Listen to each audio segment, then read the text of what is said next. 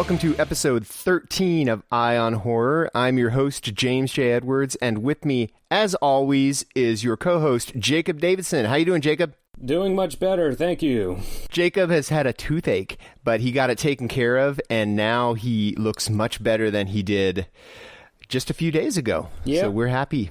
Also with us, as always, is John Correa. How you doing? Doing well. I'm not suffering from a toothache, so I'm feeling very good, and I'm glad to hear Jacob's doing a lot better. Thank you, guys. We're a loving iHorror family. We're very concerned. We were really worried about you, actually. We're like, is he going to make it? Well, plot twist. This is Unfriended 3, I'm a Ghost. Whoa. Oh, no. I thought they were done with the ghosts. I don't know. I've never seen it's Ghosts again, so I'm a ghost now. The second Unfriended wasn't ghosts, it was the dark web people. So no, that's the subtitle for the third one. Unfriended 3. It's Ghost again. It's Ghost again. Yes. Nice. Okay, also, we're excited because this episode, we've been talking about her a lot, and you can see her on Stardust and also on iHorror, but we've got her here, Kelly McNeely, our neighbor to the north. Hey guys, how's it going? Hi, Kelly. How are you doing? I'm so excited to be here. We're excited to have you here. And you're also making Eye on Horror history in being our first guest. Nailed it. Yes. Our first guest. So welcome to the controlled chaos. I'm going to run into the comments and write first before anybody else. Yes. As is tradition. Yeah. When we last heard from us, when you last heard from us, I should say, Jacob and Korea were going to Monsterpalooza. How was Monsterpalooza, you guys? Oh, it was fun as hell. We had a great time. For those of you who don't know, Monsterpalooza is I guess biannual, because they got Monsterpalooza and Son of Monsterpalooza convention that they do between Burbank and Pasadena, where it's a horror and special effects convention, so there's always a lot of great horror panels and a lot of cool special effects and makeup effects on display and for people to see. And they had a lot of cool stuff this year. Also a lot of great vendors like Vinegar Syndrome, Scream Factory, Severin, all that. We just had a fun time going around with iHorror's Ryan T. Cusick as well. So it was a fun time. Yeah, it's always a great time going to Monsterpalooza. I especially like Son of Monsterpalooza because it's a bit closer to my house. So distance-wise, but no, it's always a great time, especially since they got up and coming special effects artists, and they got some of the legendary ones like V. Neal is almost always at these conventions, which is great to see her. Not only talk about the art and talk about her career, but also to see her in action live is always astounding to see these. And it's cool. You just walk around and you see someone, like, they start to put on makeup. It's like, the fuck are they doing? Like, it looks weird. You come back a little later and it's like, holy shit, they did that in that amount of time. And the amount of time it took for me to get a churro and Scream Factory copy, like, it's ridiculous. And I went to a couple cool panels. Like I went to the Joe Dante panel for his new movie that he's producing, Camp Coldbrook. That looks pretty cool. And I was very excited. I went to the Tales from the Hood 2 panel with director Rusty Cundiff and was it Darren Scott? Darren Scott, yeah. Yeah, Darren Scott. And actually, I had just watched Tales from the Hood 2 because it's on Netflix now, and I really liked it. The clips really had me hooked when I saw it at the panel, and watching the full movie on Netflix. It's a lot of fun. It's a little different in ways from the original, but it's definitely the type of movie we need right now, and it was funny. It had some good scares, some good monsters. So, it's on Netflix now, so very easy to find, and I'd recommend it. I can attest that it is not on Netflix in Canada, and now I feel slighted. Oh. Canadian Netflix. You guys had, what is that, Flanagan, Before I Wake? You guys had that way before we did. Oh, we had that forever. It was always kind of weird seeing stuff come up about it online. Because I'm like, hasn't this been on Netflix for like 6 months at this point? It was a struggle. And those of us, I mean, we always joke that, every episode we blow Mike Flanagan because we love him collectively. And it took us a long time to be able to see Before I Wake. And the thing is, I mean, it's got some pretty big name stars, and it's a good movie. We're like, why is this in Canadian hell or whatever non-US hell, I should say? Yeah, we were happy when it finally did show up, though. Speaking of Mike Flanagan, have you guys watched any of Haunting of Hill House yet? I have not. It's on the list, though. Is it good? I watched the first episode, and I haven't been able to sit down and watch more of it yet, and I'm upset because it's really good. And I just need to, sit down. People are binging all 10 in one sitting. A lot of people I've seen on social media are like, I was only going to watch a couple episodes, and... I just kept going. And then there you go. Yeah. No, they wake up 10 hours later. Instead. Me too. Yes. Oh, that was good shit as well. Apostle. Yes. Yeah, Gareth Evans. Love him. Apostle's one of those movies where at the very end of it, I'm like, I think I love it. But because my immediate reaction is, I want to watch that again. Because I feel like there was so much I missed. So, and I, of course, working 14-hour days on set and everything. I'm tired when I get home. I didn't fall asleep during it. It's hard to fall asleep to that fucking movie. I'll tell you what, with some of those scenes. But I definitely want to watch it again because I think I love it. I think I gotta watch it 2 or 3 more times. I feel. I don't know. Yeah, and I mentioned this on the Stardust that I did of it, but one of the things that I love, I mean, it's absolutely fucking bonkers and violent as hell, which is amazing. But I love how personal everything is with the violence. It's not someone across the room; it's they're right in front of you, stabbing. It's incredibly personal, which is super fucking effective. So I also love because Dan Stevens is one of my big man crushes, and love the guy. And it's something completely different from him. I mean, I saw very little redeeming qualities in that character, and it was a very dark character, and I really dug it. I know my girlfriend didn't. She was like, I really don't like this character. I'm like, yeah, but I kind of like that about it, that he's the protagonist, but there's very how he carries himself, how he moves around is very uneasy, and there's just something super off on how he says things, and it's no, this is a guy who's been through shit and did not come out the other end good. So, and although you root for him because the people he's fighting are way worse and are really scary. Yes. And they do some interesting stuff with the cult. It's more in line with the Wicker Man. Yeah, it's an island full of terrible people, basically. Oh yeah. Terrible, violent people. Said in 1905? Yep. Yeah, I think, something like that. I have to catch up on my Netflixing because I've been busy with other screenings. Yeah. Also, you guys, Jacob and John, went to Beyond Fest. Oh, yeah, we did. Since we last talked. So how was Beyond Fest? We know that John has a fun Beyond Fest story. Well, first of all, this is my 4th year in a row going to Beyond Fest. This has been something I do ever since I came to LA. It's one of the best. If you are anywhere near LA in September, early October, you got to go to Beyond Fest. It's one of the best festivals out there. It's incredible. They always put on great programming. This year they did a whole Cronenberg retrospective showing pretty much all of his movies. Jacob, you went to a couple of those, right? Yes, I went to the Videodrome Existence double feature where he was at with, it was Cronenberg, Howard Shore, his composer, and Jennifer Jason Leigh. Right? Yeah, and Nikki Brand, the actress who played Nikki Brand in Videodrome, was there too. And it was such a...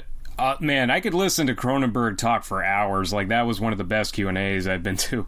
And, it was a great double feature, and it was a lot of fun. And that was the thing. We did our own Cronenberg features at the Arrow, although, unfortunately, Cronenberg wasn't there. But we did Crash and Spider. And that was actually my first time watching Crash, and holy shit. Yes.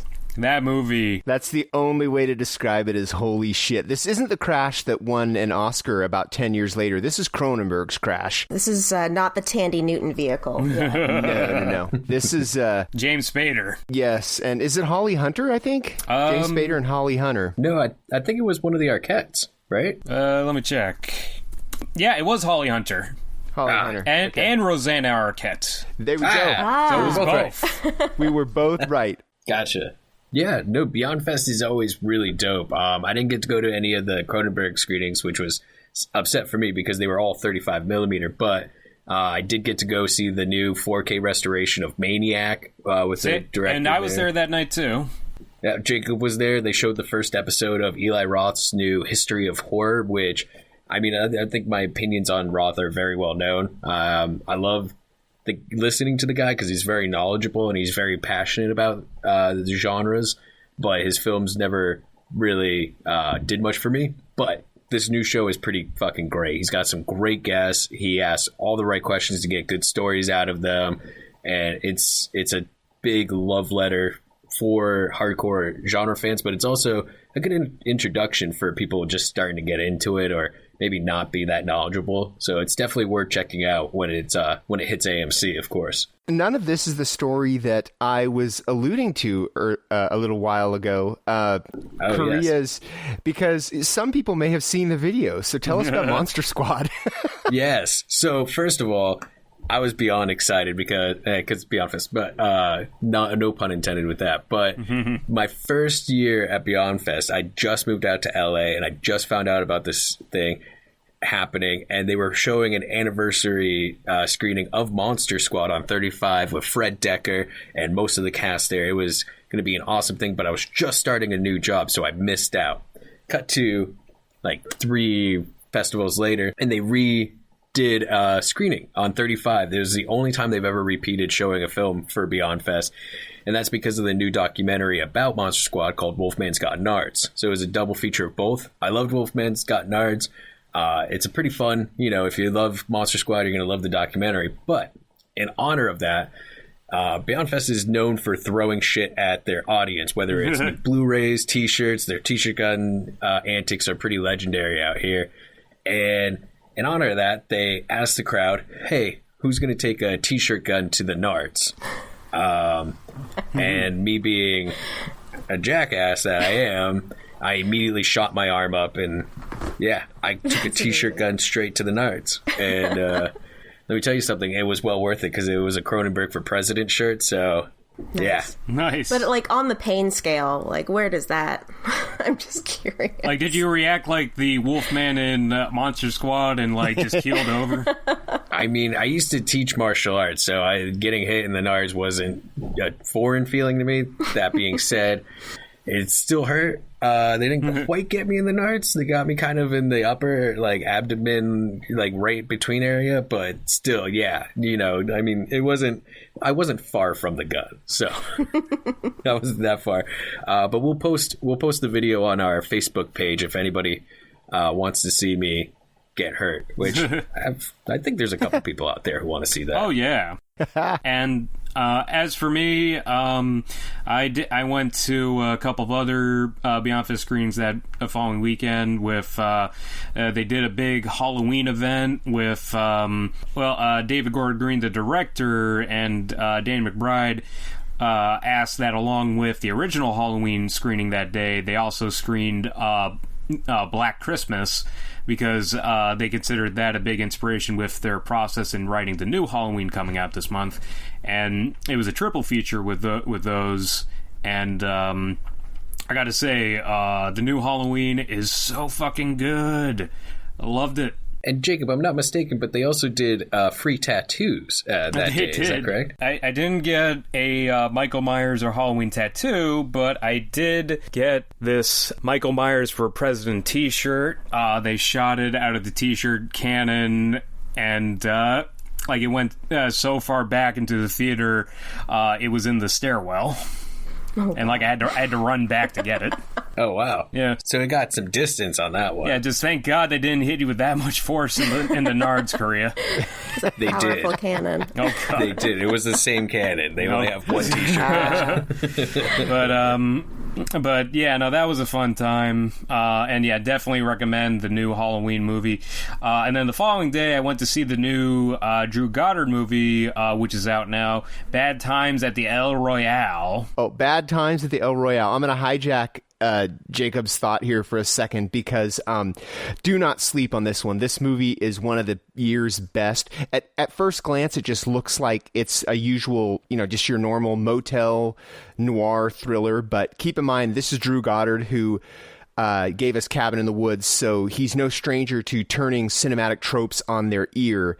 So, nothing is as it seems in this movie. It's 2 hours and 21 minutes, so it looks a little daunting, but it does not even come close to, by the time this thing is ending, it feels like you've only watched like an 80-minute movie. It's so briskly paced. Yeah, like I was just so drawn into the movie. Like the pacing is so well done. It's like you're just like hooked on every line of dialogue and every scene. So it just it doesn't drag like at all. Like it was amazing, and plus awesome ensemble cast because you got like John Hamm and Chris Hemsworth, Jeff Bridges, Dakota Johnson. Yeah, no, so it's really a standout film, and just going as blind as you possibly can.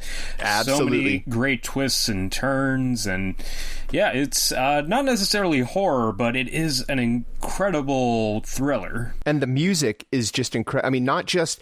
Every song selection is good, but also it's an integral part of the plot because one of the characters is a soul singer, and she's always singing, and it turns into like actual plot points, that she's singing, and then also what she's singing turns out to be important. It's just so well done. Drew Goddard, he's done it again because I love Cabin in the Woods and I love Bad Times at the El Royale. It's great. Speaking of film festivals, Kelly up there in Toronto. Close to, yeah. Well, outside of Toronto. On behalf of Penguins fans everywhere, I just want to say thank you for Phil Kessel, or should I say two-time Stanley Cup Phil Kessel, who they got from the Toronto Maple Leafs. On behalf of the Toronto Maple Leafs, of which I know absolutely nothing because I'm a terrible Canadian, you're welcome. Anyway, back. I couldn't let it go by without talking about sports at some point.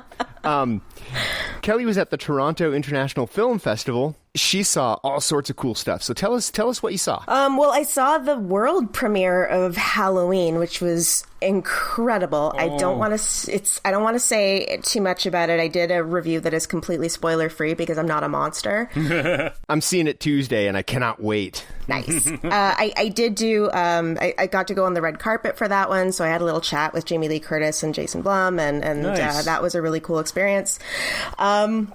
Predator had its world premiere, so I saw that there as well, which I know has been getting a lot of divisive attention. But we've talked about Predator a couple weeks ago. Actually, was it last week that we talked? Yeah.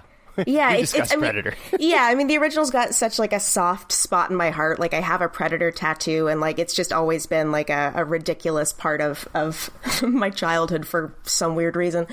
So it was nice to go see that new one in theaters. And then I saw Assassination Nation, which was fucking incredible. Oh, cool. Assassination Nation. Now I'm going to hijack your thoughts because Assassination Nation I also saw. It is everything I wanted Spring Breakers to be. It is, because I'm not a fan of Spring Breakers, but Spring Breakers did have my favorite shot of that entire year. And anybody who's seen the movie probably knows which one it is. It's where the camera's in the car while they're robbing the cafe, and it's looking through the window, into the window of the cafe, as the one girl drives the car real slow, and it sees all the stuff happening. And it's an amazing shot. It's just a one take. And as I'm watching Assassination Nation, I am thinking about this shot, and I'm like, all of a sudden, Assassination Nation says, "Hold my beer," and has this one incredible one, or it's like a home invasion shot where it's so incredibly choreographed and photographed. It's gorgeous. It's so beautiful. It's beautiful, but it also builds the tension in an incredible way. It's like watching an hour and 45-minute music video, pretty much. It's built that way. Yeah, it's kind of like Mean Girls meets The Purge with the aesthetics of Spring Breakers, I think, which is a bizarre combination, but it works so fucking well. So I really loved that one. I saw In Fabric, which was completely fucking bonkers. It's from the same director that did The Duke of Burgundy and Barbarian Sound Studio. And it's, I still am trying to process that one. It was amazing. It was so cool and so fucking bizarre and funny in a way that I wasn't sure if I should be laughing, but I couldn't help myself because it's just a lot going on at once. A lot of people walked out, which I was totally cool with. It's a weird one. It's really bizarre, but it's a cool one. What's the premise on that one? Because I'm a fan of that director. So the premise is, basically there's a dress shop or a department store. It has like a very 70s, 80s aesthetic to it, like even right down to there's interjects with like TV commercials that have that super grainy like 70s welcome to our store type of thing, which is amazing. But it's basically this department store that has some weird, sinister stuff going on in the back rooms, and there's this dress that sort of gets shifted around because each person that kind of takes this dress, horrible things happen to them and they end up getting killed in a really bizarre way. So it kind of follows the dress through a couple different owners, and it's really cool. It's totally bizarre, but it's really cool. I like that one a lot. I was going to do a review, but I didn't know where to start, so I just kind of left that one. I loved Hold the Dark, which is on Netflix currently, but Jeremy Saulnier is the fucking best. And that one was absolutely incredible. So I'm a huge fan of Jeremy Saulnier's work, and Macon Blair wrote the script from that one, which is an adaptation of a novel, which I need to read because what the hell is that story? I love it. So yeah, I saw a bunch of stuff over at TIFF. The Wind was also another one that's an incredible female director, and she wrote it another female wrote it, a female edited it, and it's about this couple that are, settlers on the prairie, and it's basically that concept. This is from real historical fact of settlers that would go crazy because of the unrelenting howl of the wind that they could hear in the background constantly, and it drove them to madness in some really interesting ways. So TIFF was cool. I'm at Toronto After Dark right now, so I've seen a couple of really fucking awesome movies there. Anna and the Apocalypse, which is like Shaun of the Dead meets High School Musical, and it's fucking delightful. I really enjoyed that one. It's a Christmas musical. Yeah, it's a Christmas musical too. Like, I think it's destined to become a cult classic because it hits a lot of beats that people will love. And again, like, it's a ridiculous zombie Christmas high school musical. You really can't go wrong. And another one that I saw just last night called I Am a Hero that I wasn't really sure what to expect. It's a Japanese zombie film. You know that one? Yeah, I haven't read the whole thing, but I read some of because it's based off of a manga. It's based off of a Japanese comic book. Yeah. It's a very interesting premise. Yeah, I kind of want to read it now because after watching the movie, it's one of those ones that when I was seeing it, I was like, yeah, okay, this is pretty rad. And then afterwards, the more I thought about it and the more I kind of reflected on certain scenes and the way things were done, I was like, oh, fuck, yeah, that was really good, actually.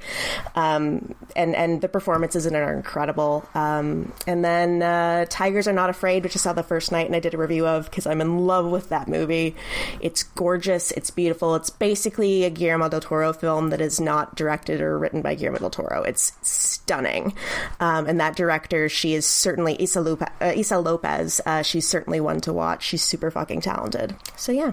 That's probably the best review you could give a movie for me is it's like a Guillermo del Toro movie, but not him. It's like, ooh. Yeah. He was actually, it was on his top 8 movies of 2017, I think, and he's actually producing her next film because he loves it so much.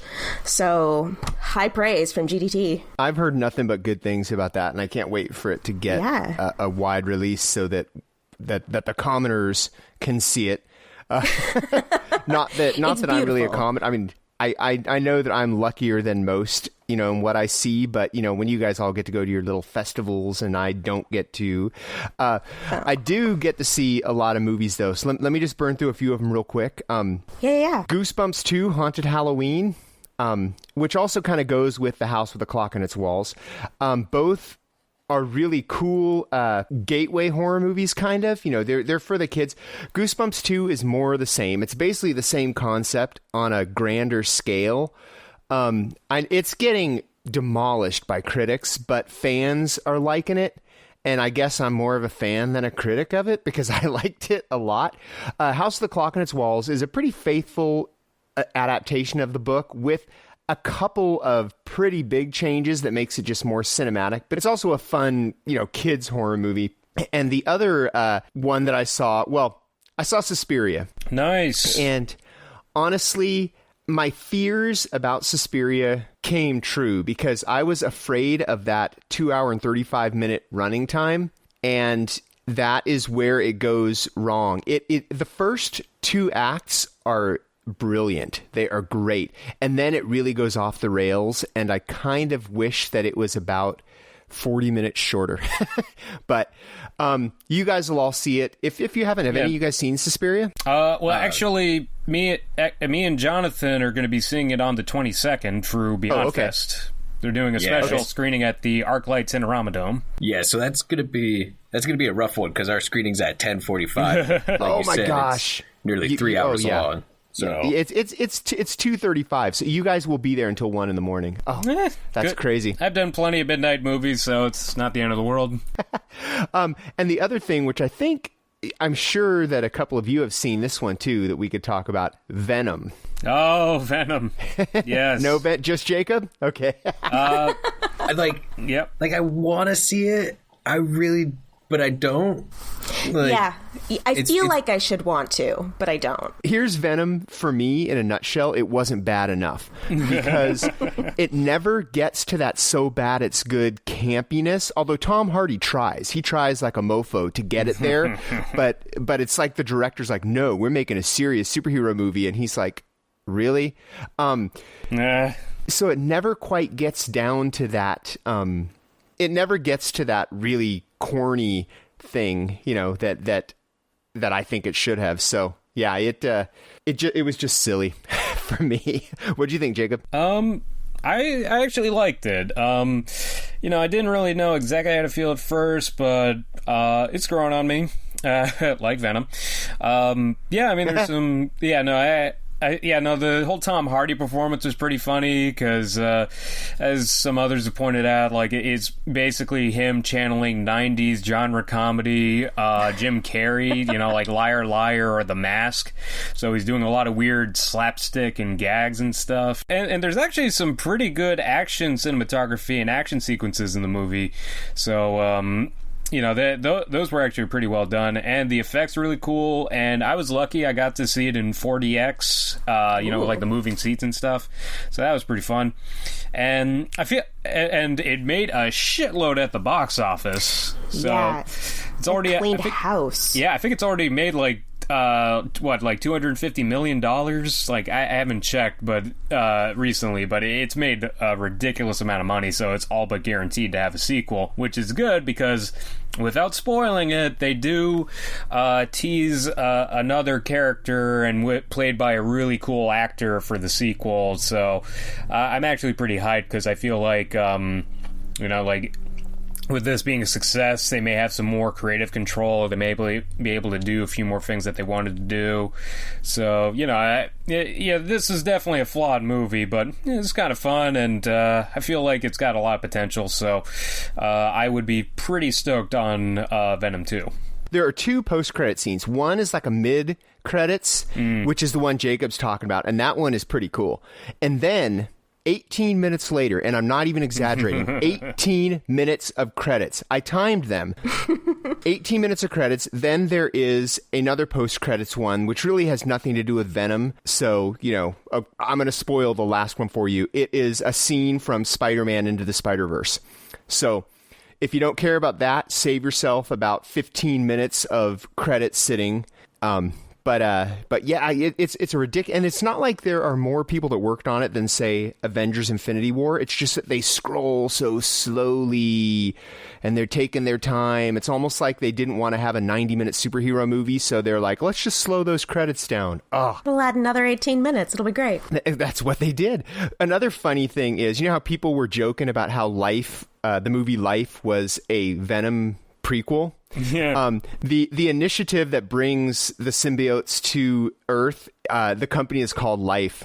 So I don't know if that's a coincidence or if they're kind of making fun of it or actually it's funny. Well, it's funny because like I was a fan of the comics, and that organization, the Life Foundation, actually is from the comics. That predates the movie Life. It's just a really funny coincidence. Or maybe Life. Because I think Life should have been called anything else. Space Station Monster. You know, Life. They should have. I think Life would have been more successful if it was named something else. So maybe they were trying to mislead people by calling Life Life. Yeah, I really got to rewatch that. Or I got to watch that one. I haven't seen it yet.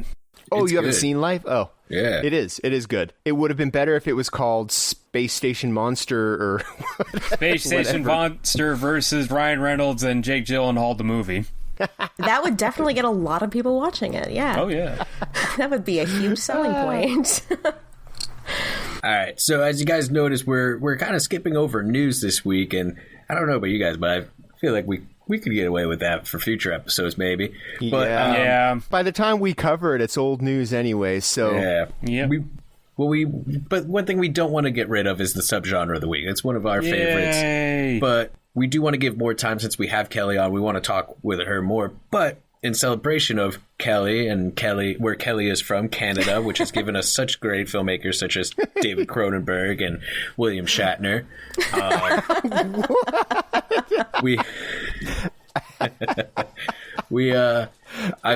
love Shatner. I don't care who knows it, but I even have some of his musical albums. Rocket Man. Yeah, his cover of Iron Man is brilliant.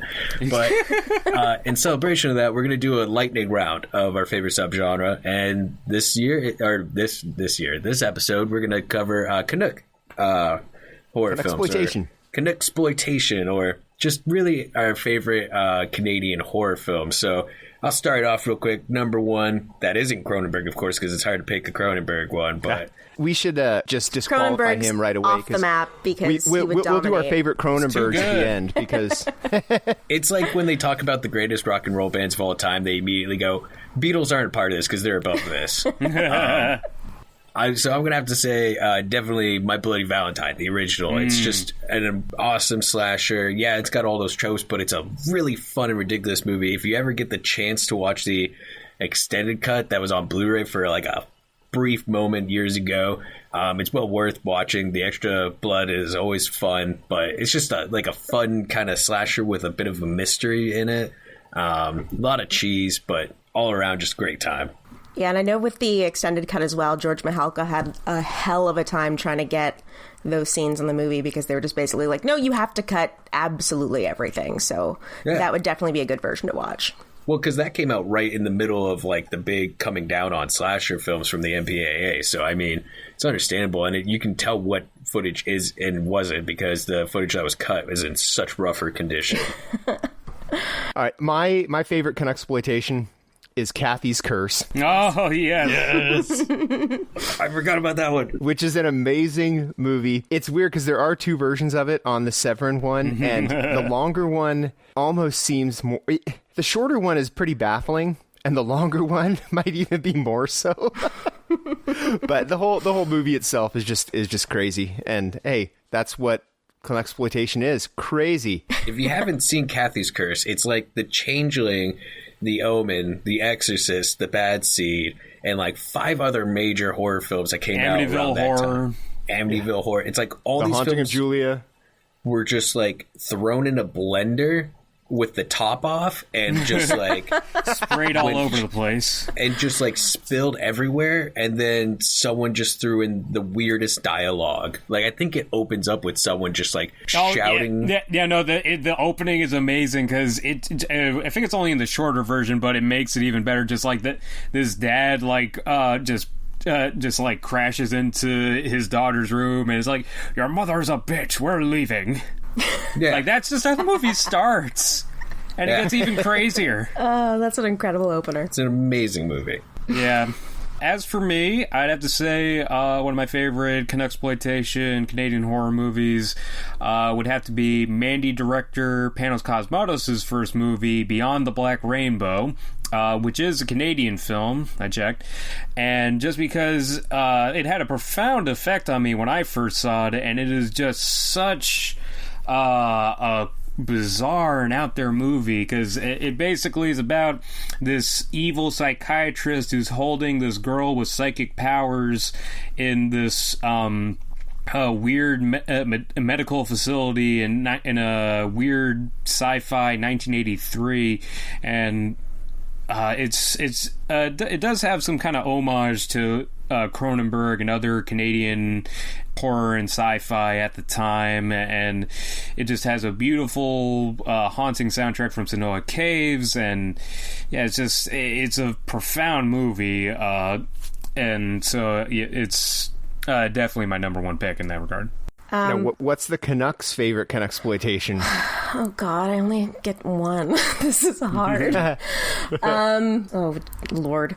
All right, I'm gonna have to say Ginger Snaps because it has, like, personally, that is one that was really big with me when I was growing up. Like, the whole idea of the relationship between the two sisters was, like, I have an older sister and we were both very fucking weird when we were younger and continue to be so. So that was kind of fun to watch that together when we were growing up and be like, oh yeah, let's go out in the backyard and, like, take pictures of pretending to be dead and shit.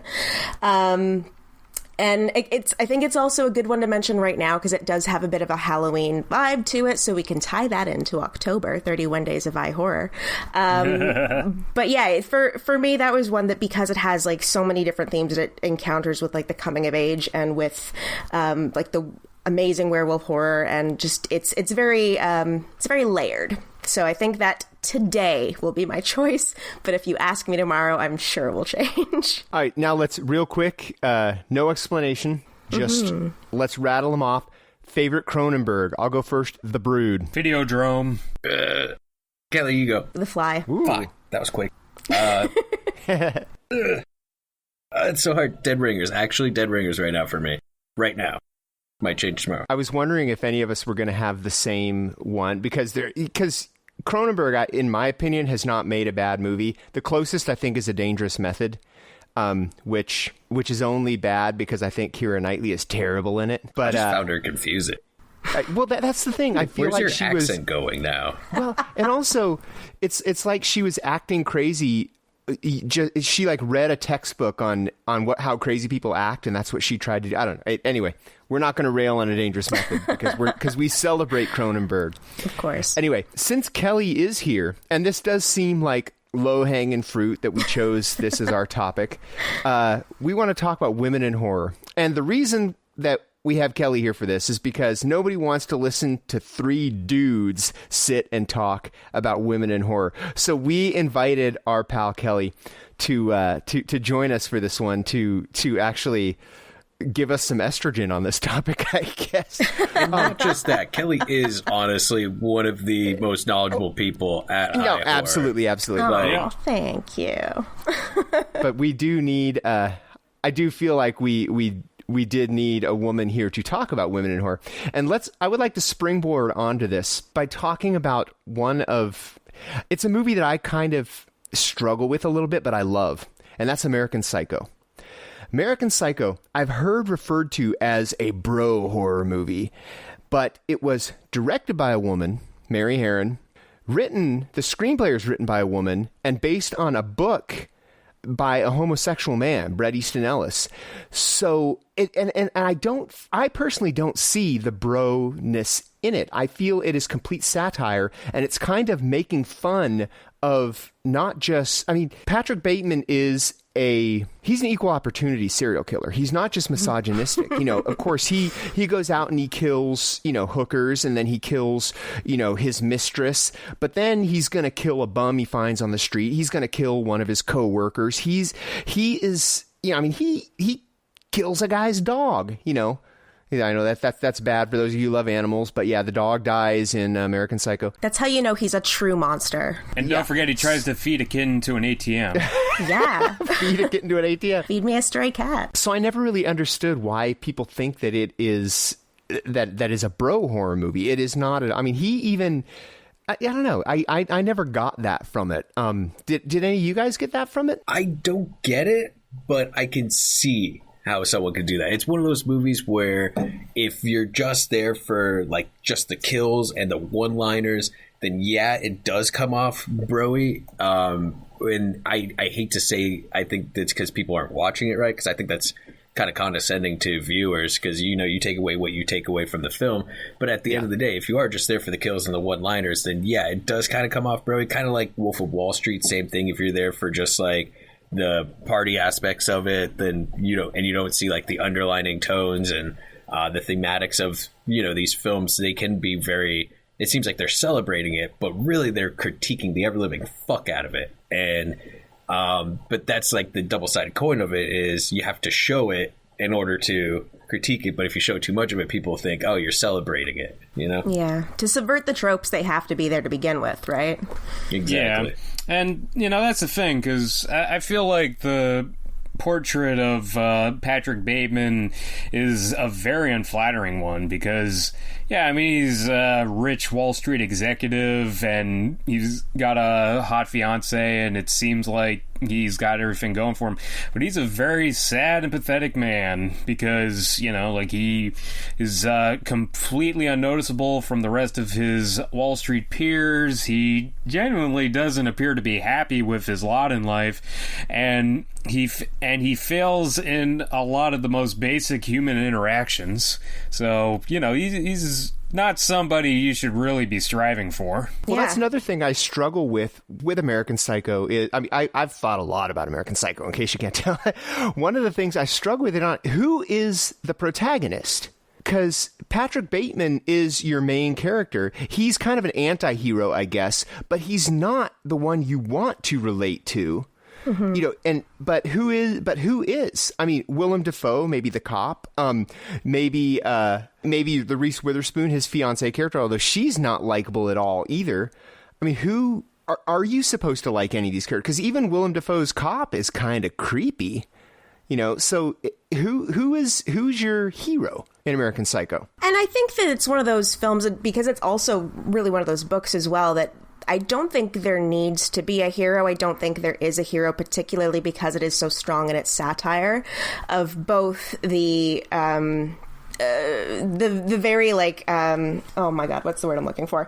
Like, basically, it's conspicuous consumption. It's they're showing their worth through their wealth. It's all about status. It's all about there's that whole scene with the business cards where they don't really identify who each other are. It's just your identity is your card, and they all look exactly the same. I think that's a really interesting point as well, is that visual trick of them like comparing and saying, oh my god, this is amazing, but they look exactly the same. The same way if you look at the characters, they all look exactly the same. Yeah, no, I just love the intensity of that scene, just because when Patrick Bateman gets the card from Paul Allen, he freezes up, and he visibly sweats, just overpowered with how overwhelming he thinks that card is, even though it is no actual difference between his own or anybody else's. Yeah, he has an anxiety attack, but but it looks exactly like the other four that are on the table. But it's like he's sweating with regret and with envy and why didn't I pick Silly and Rail? It's and I love even that. As a watermark. Yeah. And that's the perfect metaphor in it, though, because out to everybody, it's insignificant. They're just plain white cards with black lettering. But for them, they put so much worth into how they present themselves, but they're all presenting themselves the exact same way. But they're screaming, no, mine's different. Mine's eggshell with cillian. Mine's this shade of white. But it's all the same card. But there's just so much behind it. It's like they're trying to say, no, I am not a shell. I am like you, but I'm a better version of you. But at the end of the day, they're all cookie cutter, and there's nothing else to them outside that. And I'll be honest, I used to work in the sales and Wall Street area, and they are all like that. I don't think they're psychos, but they put so much. It's always like, oh, did you see my Tesla? I'm like, yeah, it looks exactly like everyone else's, man. Like, who cares? You're still going to sit in the same amount of LA traffic as I am. Yeah, like the status is all about the persona, right? It's like, oh, you couldn't get a reservation to Dorsia, and it's all about like that's how they qualify in themselves, and who's better than who else is just based on, again, what you can get, what status you have, who you're impressing, and what you can buy. The interchangeability of the characters is also another theme in the thing. Like Paul Allen, the Jared Leto character, who we don't even know if it's really Paul Allen, he thinks that Patrick Bateman is Marcus Halberstrand. It's like they keep confusing each other with each other. And, and by the time the thing's over, he's like, I killed Paul Allen. They're like, no, Paul Allen was seen in London last week. I just had lunch with him. Yeah, it's like, okay, well, did that guy really have lunch with Paul Allen, or was it someone he thought was Paul Allen? And if that was Paul Allen, who did Patrick Bateman kill that he thinks is Paul? It's the cards on the table all over again. All these guys look the same, dress the same. That's the other thing too, and that in part one of the reasons that Patrick Bateman kills people is that he wants to feel something and he wants to feel different, but even then it doesn't distinguish himself from his peers, and it doesn't really make him like anything above who he is. And on top of that, like, you don't even know if many, if not all, the murders he committed were in his head, like, because there's discrepancies and some doubts that he actually committed murder, and he may have just been it may have been just his sick fantasies. Yeah. And to me, I mean, American Psycho, as much as it does certainly have those undertones of like the horrible masculinity and how he's attacking women and all that. But to me, it is more about that satire, and it is more about the satire, particularly on the consumption and on that side of things. I mean, I can't remember if this is in the book or in the film, but the last scene is that he's somewhere and he's looking up and he gets distracted. He gets basically obsessed with the sign that says no exit, which to me is really significant, because it's just, you can keep spending the money, you can keep working, you can keep, banging the broads, you can keep doing whatever, but this isn't going to make you a better person. This isn't going to give you a fulfilling life. Well, the book, it's funny because the book actually does have Patrick Bateman as the hero, kind of. I mean, he's a terrible person. I mean, a very terrible person. The book is far more graphic. I mean, we're talking, hungry rats and, car batteries and gross stuff. Yeah. But the rats. The rats. There's one line in the book that always stuck with me, and it's the book, except for the final scene when he goes on his rampage where he's blowing up cop cars and stuff. That one's in third person, but the rest of the book is first person. He's speaking, as him, and he's talking about how he wants to eat one of his victims, so he's cooking it, and he goes and he says, I don't think I'm doing this right, partially because I've never cooked anything before, and partially because I can't stop crying. And that line always stuck with me, because I'm like, okay, because now I feel sorry for this guy, because he doesn't want to do this, and it's something wrong with him. He's actually insane. Whereas the rest of the movie, he's kind of calculating, or the rest of the book and movie, he's kind of calculating. And that's the only time when you think that maybe he doesn't have control over himself. Yeah, which is the other thing, in that I think, the title, American Psycho, may be a little more literal than, the presumption. Because, you think psycho, oh, he's a killer and all that. But no, like, psychosis can mean, just he's so mentally ill he can't tell the difference between his delusions and reality. So, he may be genuinely ill, mentally ill in such a way that, like, he can't tell the difference between, what he's imagining he wants to do or what he thinks he's doing and what's actually happening. And I think that's why it's so powerful to have the book written in that stream of consciousness first person. I mean, I'm admittedly a fan of Bret Easton Ellis. I've read, I think, all of his books at this point, and that is something that he uses regularly. I love how he does it in Rules of Attraction, so each chapter sort of follows a different person. But in all those books and in each chapter and every time that's that stream of consciousness, you're reading it, you're like, oh, this person's fucking awful. Like, this is not a good person. This is a terrible person. But because you're in that stream of consciousness, in that mind, in cases like Patrick Bateman, it's kind of an unreliable narrator. You're not really sure if you can trust or believe what he's saying, or if he's just going off on a tangent and this is what he's imagining, or if this is actually happening and he believes, whatever he's convinced himself. Did you pick up on the fact that Sean from Rules of Attraction is Patrick Bateman's little brother? Yeah, Sean Bateman, yeah. Yeah. I love that. That's a great detail. The book actually makes it clear. The movie, not so much. But the book, he talks to him on the phone in the movie, and they were supposed to have Patrick Bateman come back, but there was like some scheduling conflicts and rights and issues and stuff, so that they didn't have that. But it's an amazing movie. If you ever get a copy, it's so good. Love James Van Der Beek. Love the Beak. Yes. Man, just imagine if they had gone Christian Bale to do a scene with James Van Der Beek as the Bateman brothers. Yeah. Too much smarm for one scene. I think with the Rules of Attraction, I just have to say this is like my absolute favorite use of a Harry Nilsson song in a movie. With the bathtub scene with oh my Can't God. Live. It's incredible. Just gonna drop that and run away from it. Yeah. No. And I will co-sign that, because that is one of the most powerful scenes probably in film history for me. And it's a great song. And it's a great scene. Because the thing is, once you see that scene, this isn't spoiling much because anybody who's seen it knows. Once you see that scene, it changes the rest of the movie, because all these other parts, I'm being purposely vague, but all these other shots in the movie, you notice something else.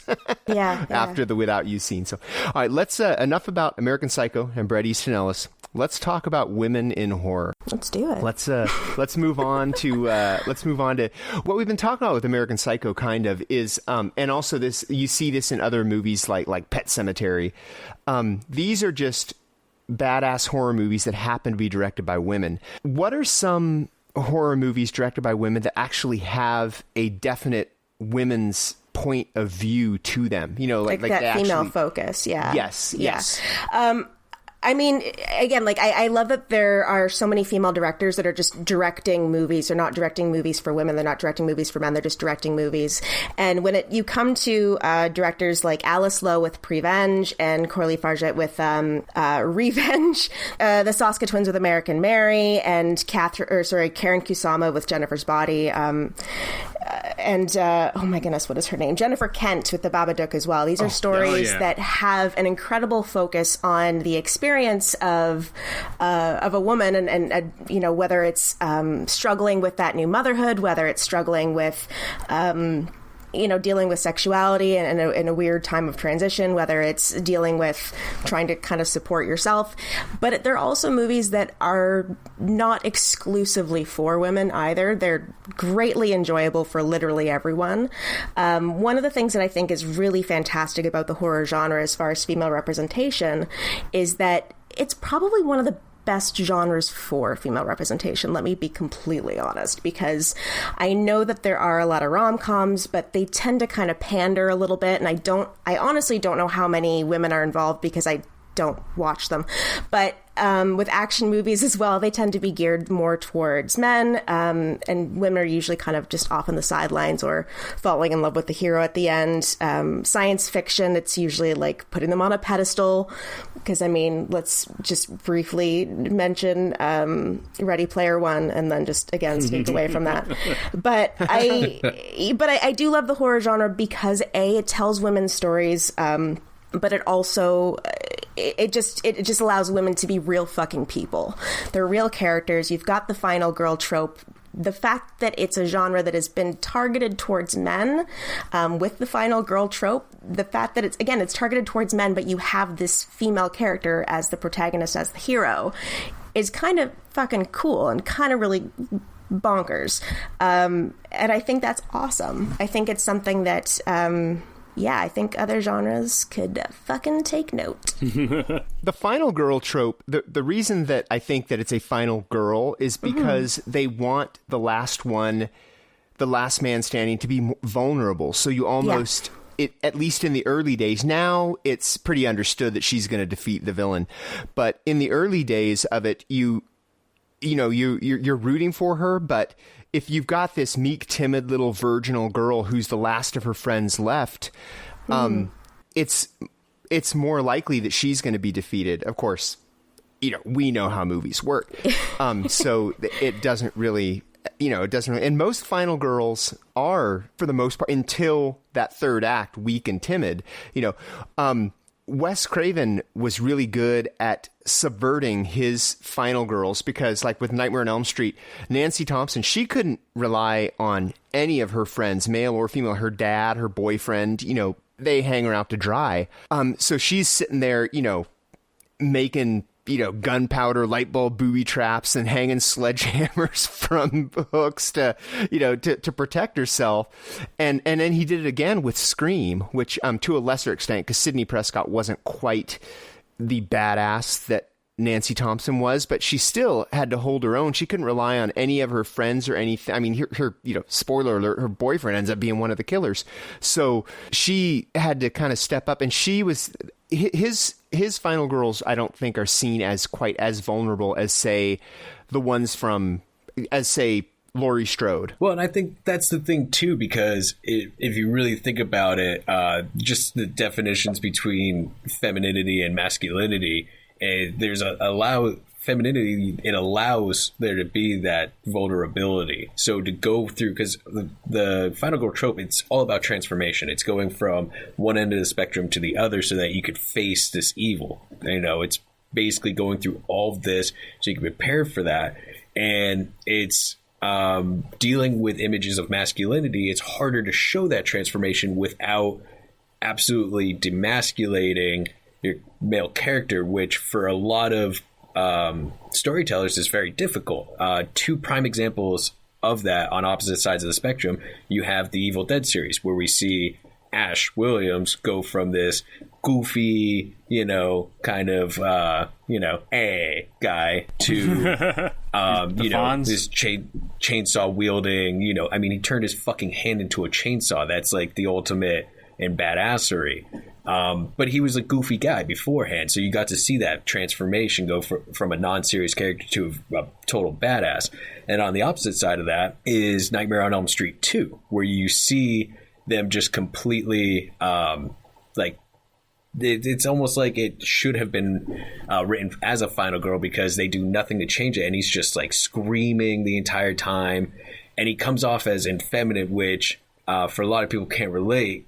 And it doesn't work because there's not much of a transformation also with this character. It's just mostly 90 minutes of this one teenage man just screaming a lot. And dancing. Yeah, don't forget the dancing. So much. Is it fair to call it subtext or just text? It's text. For that one, yeah. It's funny because when I first saw Nightmare on Elm Street Part 2, it was in the theater, 1985. I was, 14 or 15. And... I'm watching it, and it's a Nightmare on Elm Street movie. I'm thinking, this is great. But the homosexual, like you said, it's not even subtext, it's text.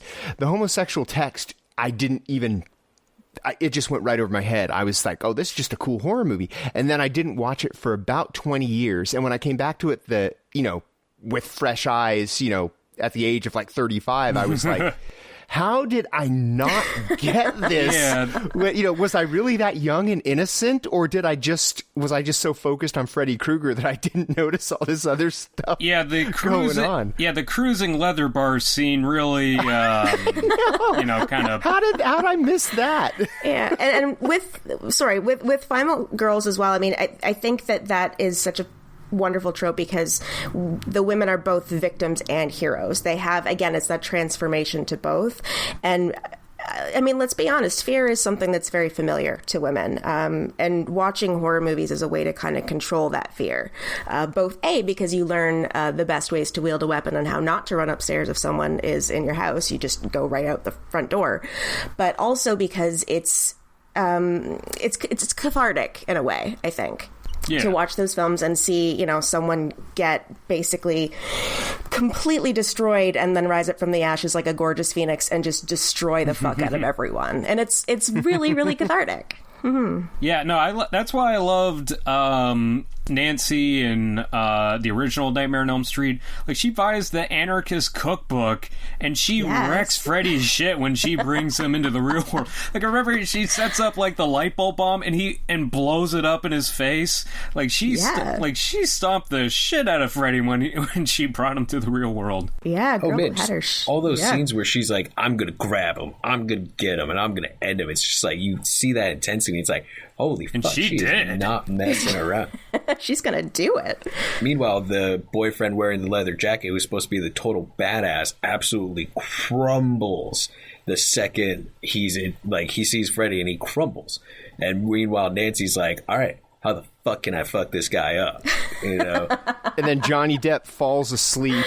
Yeah. It gets geysered. And and the other big male authority figure, John Saxon, her father, who is also the sheriff, just won't have any of it and doesn't believe her. I think, you know, like, mainly out of denial, and also because he thinks, like, only he knows what's right. He doesn't have to listen to his daughter. And, you know, go figure. Yeah.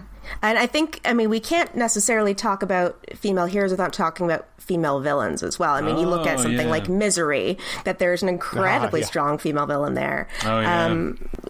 There's a ton, and also, again, like Jennifer's Body, Raw is another one where it's kind of a bit of a weird twist between both hero and villain. I'd like to bring up one of my personal favorites, Julia Cotton, played by Claire Higgins from Hellraiser and Hellbound Hellraiser 2, who I think is criminally underrated in the franchise, you know, because she goes... It's kind of funny because she basically goes through Mirror Universe Final Girl development, because at the beginning, you know, she's just kind of a mousy housewife who'd been cheating on her husband with his badass, sexy brother, and then, you know, he starts to come back to life, and she, at first, hesitantly feeds him bodies and kills dudes, but then she really starts getting into it, and then even goes as far as to, like, skinning her husband and giving it to Frank, but then she gets betrayed, but then Hellbound Hellraiser 2, she comes back, and she is diabolical, and like she has that amazing scene with Kirsty, where he's like, they changed the storyline. I'm no longer the wicked stepmother. Now I'm the evil queen. Take your best shot, Snow White. And then she smacks Kirsty across the room. Like, she is diabolical, and like that, and that's the thing. She like one-ups like basically the other villains, like Dr. Chernard. Like, she tricks Chernard into becoming a Cenobite, and she's like the main henchman of Leviathan, the god of Cenobites now. And the other big thing is, like, had Claire Higgins, you know, wanted to, she could have come back and been like the face of the franchise. She would have been the main villain for a third movie. So, you know, it's unfortunate, but, you know, I feel like in terms of horror villains, like, she's very underrated, because, like, she goes through a very distinct character development, and like she outdoes like pretty much all the other bad guys in those movies. Yeah, she just one-ups the hell out of everybody. It's fantastic. And she had some great new wave fashion, like when she's hanging out in the bar and she's got like that Eurythmics glasses and suit. Yes, absolutely. Now, if we want to talk badass female villains, Alex Forrest from Fatal Attraction. Oh, yeah, classic. There is one that she just never goes away. And, you know, and she, you know, it's funny. When you watch Fatal Attraction a second time, it's actually really funny, because at one point she's talking to the Michael Douglas character, and she says something like she's trying to get him to bring his dog over for dinner. And she goes, I love animals. I'm a great cook. and knowing what happens in the third act to that poor bunny. And again, I love that, like, with female villains and with female heroes, there's so much complexity that is allowed within horror. There's a lot more opportunity for different characters to appear, whether it's, kind of like a mother-daughter thing, whether it's like a transformation. Like Teeth is one that I always think of whenever I think of like reclaiming that sexuality and stuff like that. But there's so many different ranges of types of characters. Goodnight Mommy is another one where, like, she's just kind of in the background, but she's this presence, this force that you're really not sure whether you should trust or not. And I think that that's a really fantastic performance. Teeth is one of those movies where if you tell that from a different point of view, the girl becomes the villain. But because it's told from the female point of view and you see that these guys are actually shitbags, then it, because I mean, there's nothing nice about a woman who, bites guys' dicks off with a cooter. But but when you realize these guys deserve it, right. She becomes an anti-hero.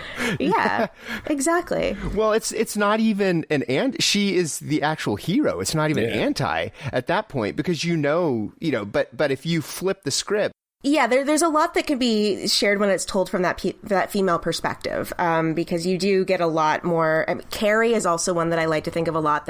That's such a complex character, and I know that with Stephen King, like, he said that when he wrote that story, he was kind of targeting it towards, like, all the kids that got pantsed in high school and, like, had their glasses stolen, and he wasn't creating a character that was specifically targeted towards women. He was creating a character that was an underdog and targeted towards everyone that was getting beat up, and it just happened to take the form of this phenomenal prom queen with Sissy Spacek, and I love that there are those characters that it really doesn't matter. Like Ripley is another one that it's a story that you could have either gender there, but having the female character she's so fucking badass, and it gives that extra layer to it, especially in Aliens with her relationship with Newt.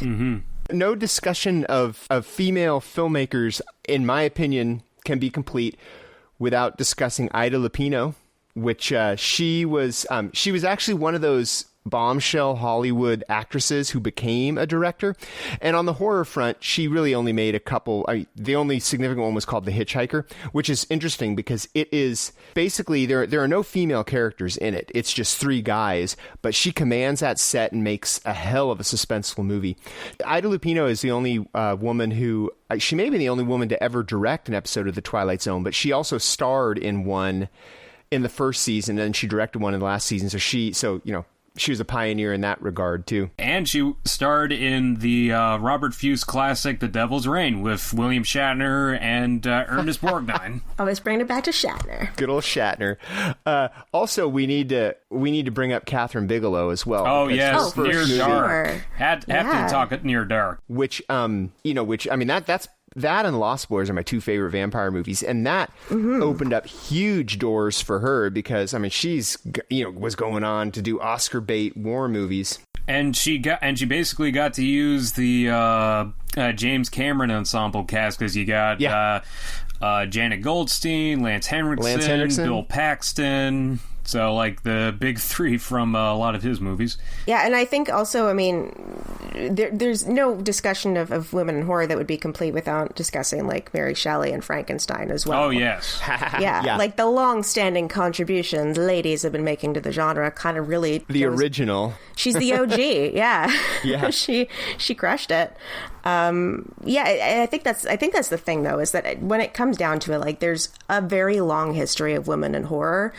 It's sad that they don't always get the level of recognition that they probably should. But again, for a genre that's sort of targeted, or that it's perceived to be targeted towards men, women are huge fucking horror fans. Like, they're buying a lot of movie tickets, they're spending a lot of money in theaters, and sometimes more often than men, and they've been contributing to the genre for a long time. Let's wrap it up with, we should bring up one of this one is almost a parody, but not quite. The Slumber Party Massacre. Yes.